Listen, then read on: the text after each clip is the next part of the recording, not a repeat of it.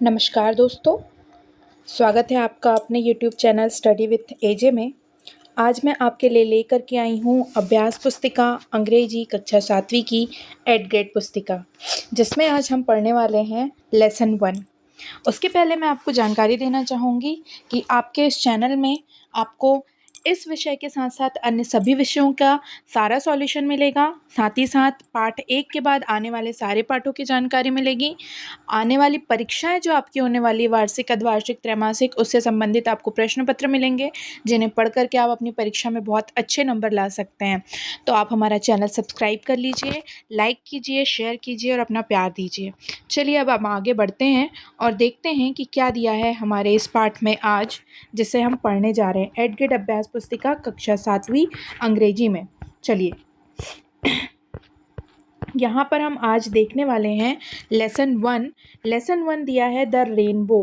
Rainbow जो कि बारिश के समय में बनता है, जिसे हम इंद्रधनुष कहते हैं। तो चलिए इसके पाठ में आज हमें क्या करना है वो देखते हैं। यहाँ पर दिया हुआ है मल्टीपल चॉइस क्वेश्चन, यानी पहला दिया है सही विकल्प चुनकर लिखिए। प्रश्न पहला दिया है in which season can we see the rainbow mostly. कौन से सीजन में हम रेनबो इंद्रधनुष देख सकते हैं? तो इसका आंसर है B, in the rainy season, बारिश के मौसम में हम देख सकते हैं। प्रश्न दूसरा यहाँ पर दिया हुआ है how many colours are there in rainbow. Rainbow में कितने कलर होते हैं? तो आंसर है सी, 7, 7 रंग होते हैं। प्रश्न तीसरा यहाँ दिया है what do you use during the rainy season two protect your self. आप खुद को बचाने के लिए बारिश से क्या यूज़ करते हैं?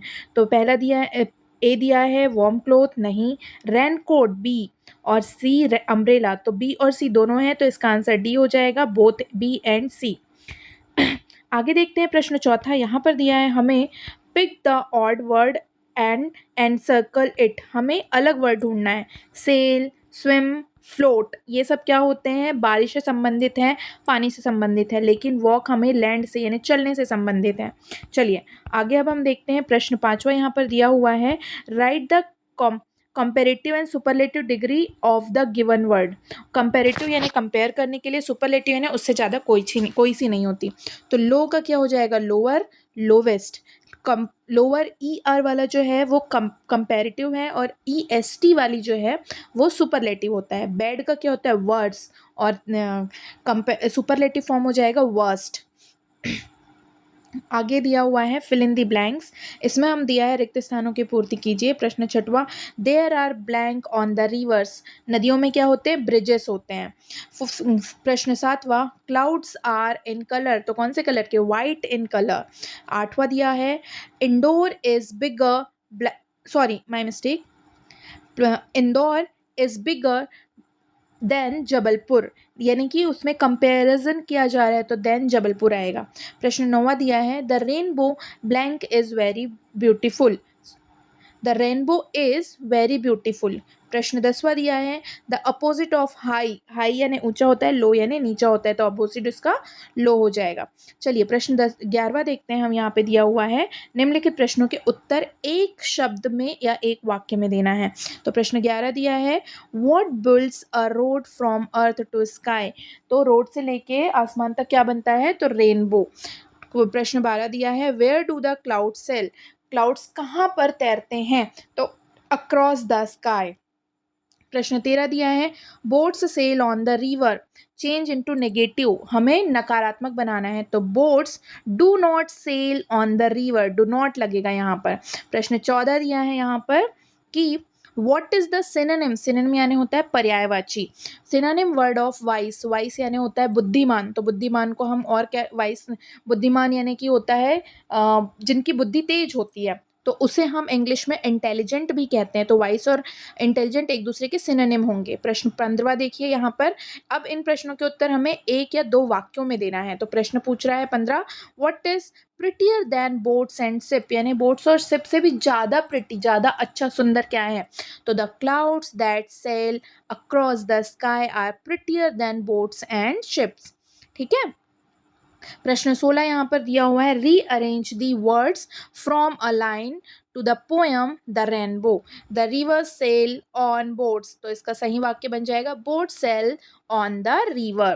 प्रश्न 17 हम यहाँ पर देख सकते हैं, what will you do if you notice that someone is sleeping on a wet surface. कोई गीली जगह पर सो रहा है तो आप क्या करेंगे। तो वहाँ पे लिखा है, I will quickly help them regain their balance and warn other about the slippery surface। मैं उसे देखूंगा और उन्हें संभालने के लिए कोशिश करूंगा। चलिए आगे देखते हैं प्रश्न 18 यहाँ पर क्या दिया हुआ है। प्रश्न 18 में दिया हुआ है, right the comparative and superlative degree, जो कि हमने अभी शुरू में किया।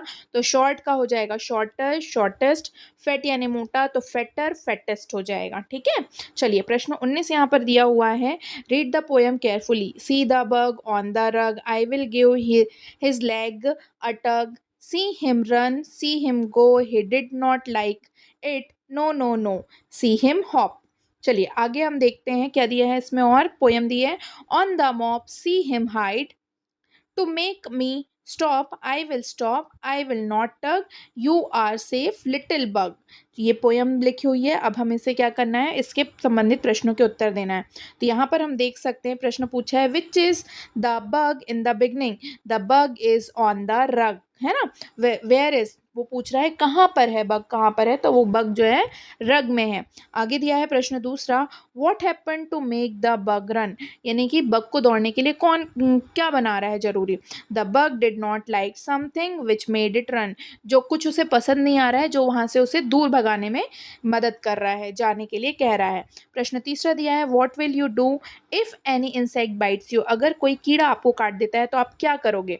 तो आप क्या करेंगे, यहाँ पे आंसर दिया है, I will clean the area with soap and water and apply a soothing cream if needed, अगर ज़रूरत पड़ेगी तो उसे सही करने के लिए हम क्रीम का यूज़ करेंगे। चलिए आगे अब हम देखते हैं क्या दिया हुआ है।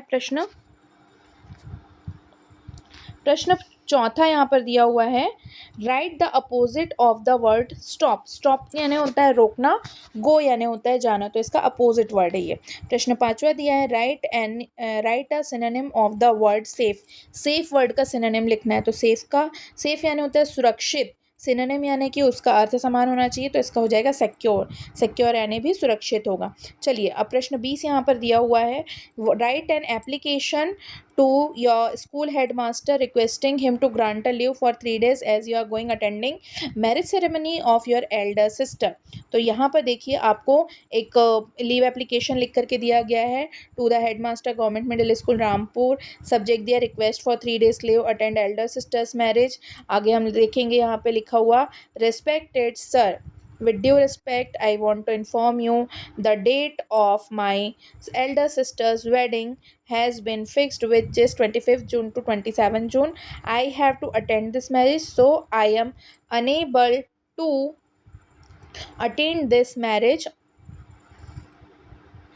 I have to attend this marriage, so I am unable to attend the school from 25th to 27th June, so kindly grant me leave for 3 days. Thanking you, yours sincerely, Mohan Pratap Singh, class 7th A। आप इस तरह से अपनी Elder sister की marriage में जाने के लिए लीव लिख सकते हैं।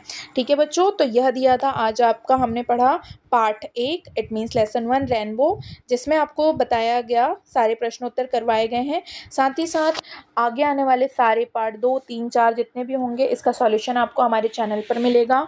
चैनल सब्सक्राइब कर लीजिए। आगे आने वाली तिमाही, अर्धवार्षिक, वार्षिक परीक्षाओं के लिए महत्वपूर्ण प्रश्नोत्तर मिलेंगे, जिन्हें आप पढ़ करके अच्छे नंबरों से पास हो सकते हैं। आप शेयर कीजिए, लाइक कीजिए, सब्सक्राइब कीजिए और हमारे साथ जुड़े रहिए। धन्यवाद।